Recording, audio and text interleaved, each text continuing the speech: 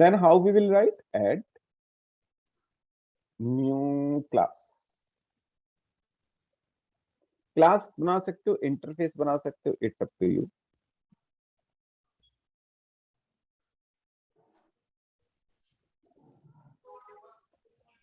Interface I. Okay, अब देखो you are creating a generic interface.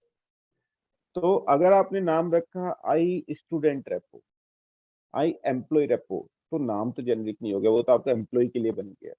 तो फिर हम नाम भी ऐसे ही रखते हैं कि जेनरिक लगे, हम केवल क्या रख देते हैं, आई रेपोजिटरी या.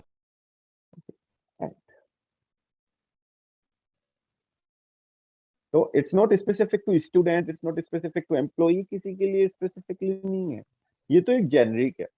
हम इसको जेनरिक बनाएंगे, इसलिए हमने नाम भी ऐसा रख दिया. सबसे पहले मैं इसको पब्लिक कर देता हूँ. एंड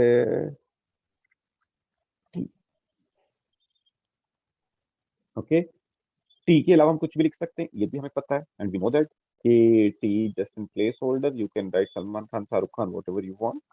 वेयर टी,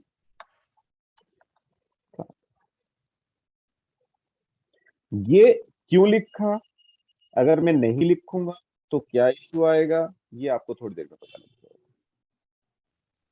ओके, ये आपको थोड़ी देर में पता लग जाएगा. जब मैं इसको हटाऊंगा तो you will get an error. तो अभी हटा के देखेंगे, इसलिए ये चीज हमें वहां पे पढ़ना जरूरी थी कि हम कॉन्स्टेंट्स कैसे लगाते हैं, और कॉन्स्टेंट्स लगाने के बाद आपका अगर नहीं लगाओगे तो क्या इशू होता है. ठीक है? तो ये मेथड जो मैंने इधर लिखे थे, ये सारे मेथड में यहाँ पे लिखूंगा. ओके, लेकिन मैं केवल एक इंटरफेस बनाऊंगा और उसी के थ्रू मैं सारा काम करूंगा. ओके, तो लेट्स से कि create student,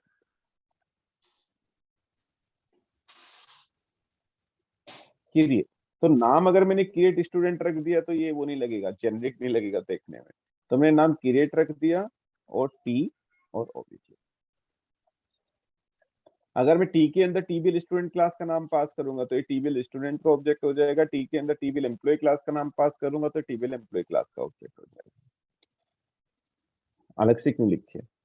okay,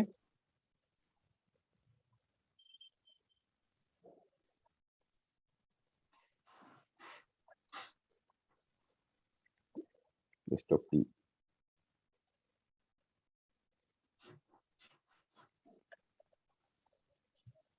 okay, get over.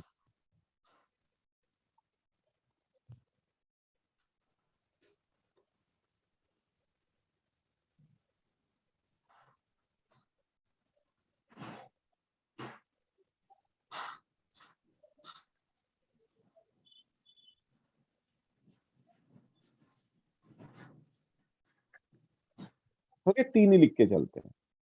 Okay, अभी के लिए, और बाद में आप लिख लेना क्योंकि आर्टिकल में भी अवेलेबल है कि कैसे लिखना है, और आप थोड़ी सी प्रैक्टिस भी कर सकते हो. मैं तीन ही लिख के चलता हूँ. सो आपने तीन मेथड को जेनरिक मेथड बना दिया. वेरी गुड, बहुत बढ़िया. अब हमें इसकी कॉन्क्रीट क्लास पे लिखनी है. कॉन्क्रीट क्लास पे लिखनी है तो कॉन्क्रीट क्लास पे लिख लेते हैं.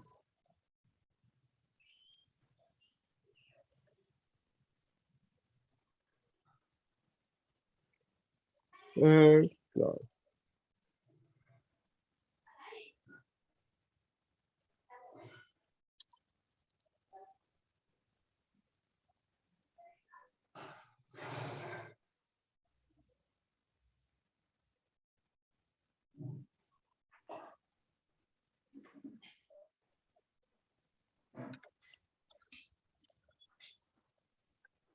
This is of the T type and iRepo, and this is again of the T type.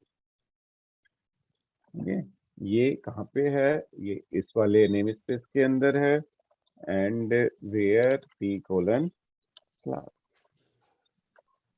Okay, error क्यों दे रहा है, क्योंकि इस इंटरफेस को अभी तक हमने इंप्लीमेंट नहीं किया.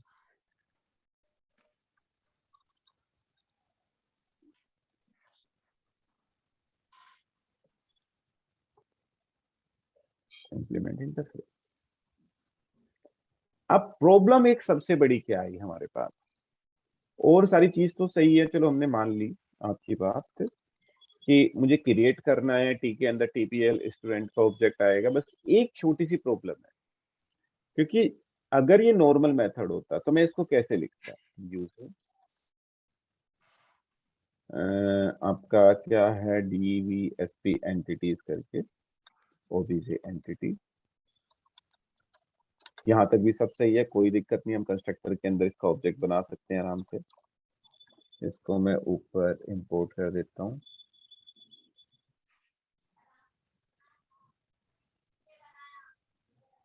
अरे नहीं, डीवीएसपी एंटिटी करके कुछ था, इसका ऑब्जेक्ट बनाना है। देखो मुझे गलत क्यों हो रहा है। ओके, तो यहाँ तक भी ठीक है, इसका ऑब्जेक्ट हम ऊपर बना सकते हैं कंस्ट्रक्टर के अंदर, जो बनाएंगे भी अभी। मेन प्रॉब्लम है व्हाइल राइटिंग का, यार प्लीज म्यूट कर लो।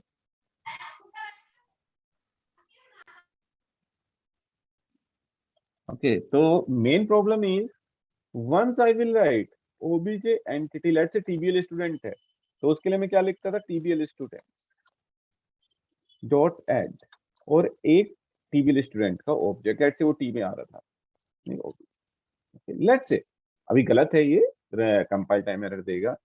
ये तो ठीक है, चलो मान लिया, लेकिन इसको जेनरिक कैसे लिखूं? क्योंकि अगर टीबीएल स्टूडेंट है तो I want to add that object in the TBL students, correct, जो टेबल है। अगर वो टीबीएल एम्प्लॉई है, I want to add that in TBL employees. तो कलेक्शन कैसे जेनरिक बनाऊं? ये चीज मैं जेनरिकली कैसे लिखूं? ये चीज तो मैंने जेनरिकली लिख दी, हाँ अगर ये टीबीएल स्टूडेंट है तो इसका हो जाएगा, टेबल एम्प्लॉय है तो इसका हो जाएगा। प्रॉब्लम समझ में आई? ये चीज मुझे दुखी कर रही है कि ये चीज को मैं कैसे लिखूं जेनरिक वे में। नॉर्मल तो I can write. Hello. Yes sir. Yes हाँ, तो इस चीज का सॉल्यूशन भी हमारे पास है। जब प्रॉब्लम आएगी तभी सॉल्यूशन आएगा, कि इसको भी थोड़ा सा जेनरिक लिखते हैं, और उसको जेनरिक लिखने का तरीका भी दिया हुआ है कि इसको आप कैसे लिखोगे। इस पूरी लाइन को हम रिप्लेस कर देंगे एक लाइन से, that is called the DP set. Okay, कैसे करते हैं देखते हैं। ओके, ये केवल जब आप जेनरिक लिख रहे हो तब आपको जरूरत पड़ेगी, अगर आप जेनरिक रेपो लिख रहे हो। अदरवाइज नॉर्मल के केस में हमें जरूरत नहीं होती, और नॉर्मल के केस में जरूरत नहीं होती क्योंकि अलग अलग रहता है सब कुछ, क्योंकि यहाँ पे ये अलग से लिखना है। लेकिन अगर जेनरिक लिख रहे हो तो ये मैं लिखना नहीं चाहता, मैं चाहता हूं बस कुछ ऐसा लिखूं, डॉट ऐड कर दूं, अपने आप काम हो जाए। सिमिलरली यहाँ पे आपने कुछ लिखने की जरूरत नहीं थी, लेकिन if you are writing this class as a generic, तो you need to think something कि इसको किस तरीके से जुगाड़ लगा के ठीक किया। तो कैसे करते हैं? फर्स्ट ऑफ ऑल वही काम जो इससे पहले हमने किया था, public repo. We need to write a constructor. Constructor कैसे लिखते हैं? Where is the same name as the class name. बहुत अच्छी बात है, वेरी गुड। ओके, पिछली बार हमने क्या किया था, इसका ऑब्जेक्ट यहाँ ना कि यहाँ पे बना लिया था, इस बार भी बना लिया। ओके, पिछली बार हमने ये किया था। ओके, यहाँ तक भी ठीक है, चलो हमने इस लाइन को अवॉइड कर लिया, हमें लिखने की जरूरत नहीं है। ओके, तो ये लाइन तो हमने अवॉइड कर दी कि हम ऐसे नहीं लिखेंगे, ऑब्जेक्ट ऊपर बना देंगे, लेकिन अभी भी मैं इसका कोई सोल्यूशन नहीं करता है। इसका सोल्यूशन करने के लिए entity framework gives U A class that is called the dB. Okay, okay, कैसे लिखते हैं उसको? DB set. ओहो, कहाँ पे है ये क्लास? ये क्लास होगी एंटिटी फ्रेमवर्क के अंदर, system dot data dot entity framework. देखो कैसे लिखेंगे, डीबी सेट डॉट टी, इसका नाम मैंने डीबी सेट। सिंटैक्स देखना कैसे लिखते हैं, सिंटैक्स इंपॉर्टेंट है, केवल यही लाइन इंपॉर्टेंट है पूरे एंटिटी उसमें, जेनरिक रेपोजिटरी में जो समझनी है, और सब कुछ आसान। डीबी सेट जो हमने लिखा इज इक्वल टू, कैसे सेट करेंगे, ओबीजी एंटिटी डॉट सेट, सेट का मेथड लिखेंगे टी। Okay, that's it. अब इस लाइन का मतलब मैं आपको समझाता हूँ कि क्या है। अगर आप रेपो के अंदर इस तरीके से ऑब्जेक्ट बनाओगे, let me open the notepad. अगर आप रेपो क्लास का ऑब्जेक्ट आप ऐसे बनाओगे, repo TBL student, OBJ repo let say is equal to आगे जाके इजिकल टू न्यू वो रेपो, तो टीबीएल स्टूडेंट आके कहाँ पास होगा, टी के अंदर पास। ओके, ये क्या करेगा, OBJ entity dot set TBL student करेगा, और टीबीएल स्टूडेंट का कलेक्शन जो टीबीएल स्टूडेंट्स है वो डीबी सेट के अंदर हमें ऑटोमेटिकली प्रोवाइड कर देगा। तो डीबी सेट अगर आप देखो तो इज इक्वल टू इस लाइन के ओबीजे एंटिटी जो भी आप लिख रहे थे डॉट टीबीएल, इस लाइन के इक्वल हो, केवल एक लाइन लिखी। अगर आप इसके अंदर टीबीएल एम्प्लॉय पास करोगे तो डीबी सेट के अंदर ओबीजे एंटिटी डॉट टीबीएल एम्प्लॉयज का कलेक्शन,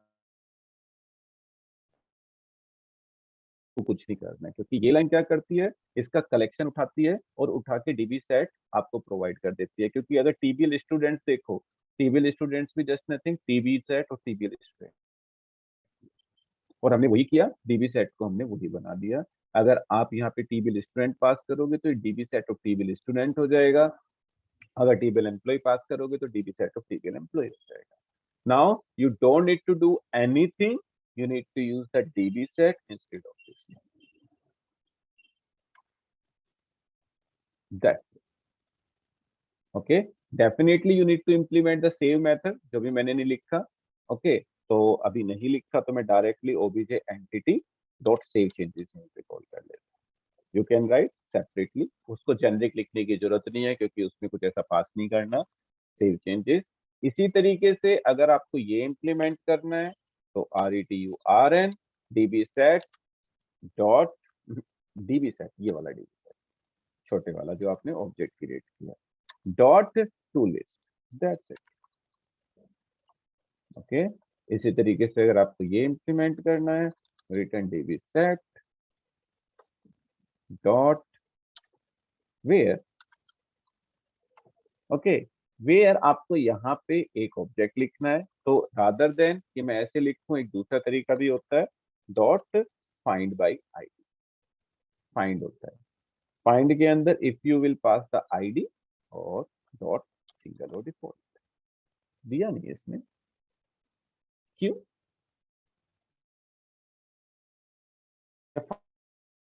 फाइंड ही ऑटोमेटिकली आपको रिटर्न करके देगा। फाइंड क्या देगा, हाँ दे दे, इस तरीके से यूज किया।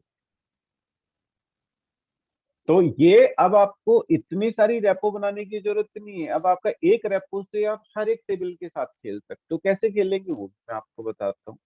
This is your student controller, now you don't want to use this, पहले मैं डायरेक्टली लिखता हूँ। ओके, मैं उससे नहीं कर रहा हूँ, आपको ये वाला काम करना था with the help of the generic repository pattern, with the help of generic repo जो आपने बनाए। तो आप कैसे बनाओगे, आई रेपो, उसके अंदर you will pass the TBL student,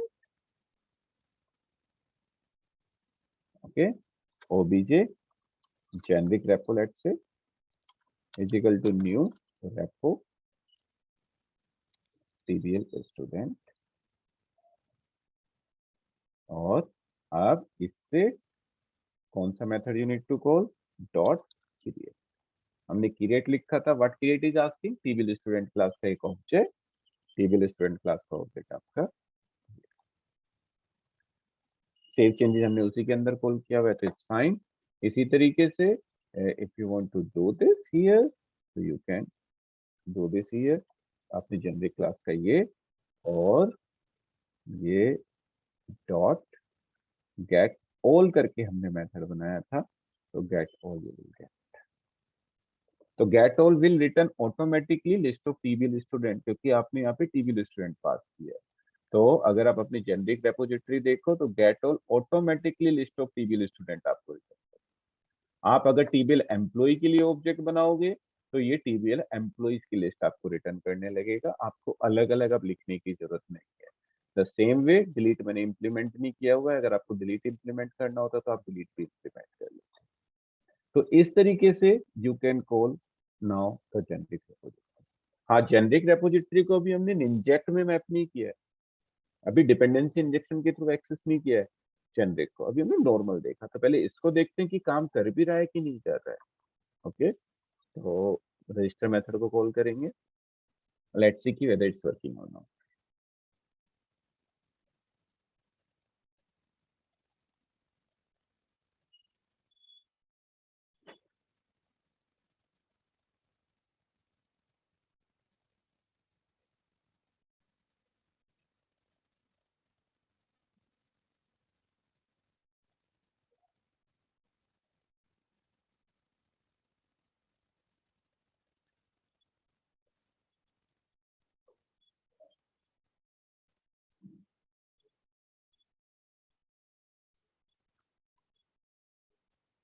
students let's register, Vishal sir की एंट्री कर दें v@gmail.com, कुछ ये डेली, ये F10. Now you are creating an object of the generic repository. Okay, create method call किया, create method के पास गए dbset. What is dbset now? dbset is just nothing, just the collection of tbl student. Indirectly it's tbl student. आप directly नहीं लिख रहे, आप इसके through access कर रहे हो। क्यों कर रहे हो? क्योंकि हमें डायरेक्टली लिख सकते हैं, क्योंकि we are implemented the generic. Okay, so now it will add, और आपको सेव चेंजेस करके it will return you, and then can do. अब आप देखोगे तो डिस्प्ले स्टूडेंट, तो विशाल सर की एक एंट्री और हो गई होगी, शायद एक पहले से थी, एक और हो गई होगी नीचे। ओके, तो इसी तरीके से आप फैच कर रहे हो, तो ये आप आराम से इंप्लीमेंट कर सकते हो। हाँ, एक काम हमारे पास है कि इसको अगर मुझे यहाँ पे मैप करना हो अपने निंजेक्ट के अंदर, तो मैं कैसे करूँ, क्योंकि इसका सिंटैक्स भी चेंज हो जाएगा। ओके, तो एक बार मैं गूगल कर लेता हूँ, यूजली मैं हमेशा गूगल ही करता हूँ। How to map generic repository pattern in Ninject web common in Ninject, ऐसे लिख देते हैं। तो generic type interfaces in Ninject आपको मिल जाएगा स्टैक ओवरफ्लो का कोई ना कोई आर्टिकल, एक्सेप्ट ऑल कुकीज। तो यहाँ पे आपको मिला नहीं, लेकिन यार कुछ भी, ये रहा कर्नल डॉट फाइंड, इसको जाते हैं, इसको आप जाओ, ये तो मैंने किया हुआ है, इसको कर देते हैं। इसको इंप्लीमेंट करने के लिए what you need to do, I repo of P, तो खाली लिखना पड़ेगा आई थिंक शायद, एंड कॉन्क्रीट, नहीं ऐसे नहीं लिखेंगे यार, ये इस तरीके से लिखेंगे सर।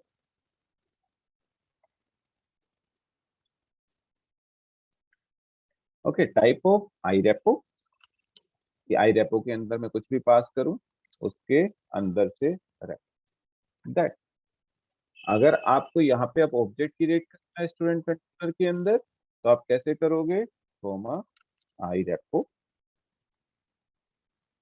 ओके, टीबीएल स्टूडेंट, उसके अंदर पास करोगे ओबीजे जेनरिक रेपो, ओके। और आप क्या करोगे, चेक कर लेता हूँ, इसी तरीके से जैसे आपने पहले किया था, इसको आप बाहर एक्सेस नहीं कर सकते, तो what you will do, OBJ generic repo आपने एक यहाँ पे बना दिया, इसको इसके अंदर यू विल असाइन। शांत हो गई है क्लास, समझ नहीं आ रहा है क्या, या मैं ही करता जा रहा हूँ बस? सर यस सर सर, आ रहा है सर, ये तो सर या कंस्ट्रक्टर डिपेंडेंसी कर रहे हैं सर आप। हाँ, या ज्यादा समझ में आ गया, तो what you can do, no you can write directly this, you don't need to worry about that. Okay, you don't need to worry about this as well. What you can do, you can directly. Okay, अब आपको इन लाइनों की जरूरत नहीं। Now you have implemented the generic repository pattern.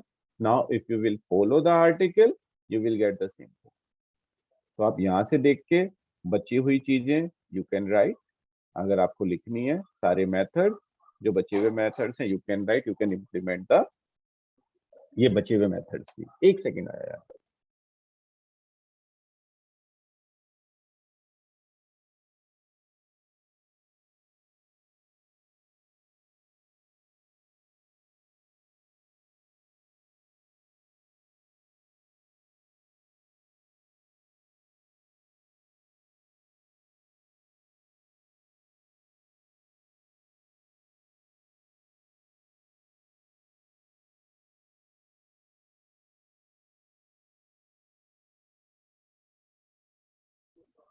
तो you can follow the same article. इसमें इस article को आप पूरा फॉलो कर सकते हो apart from just one thing, that is the unit of work.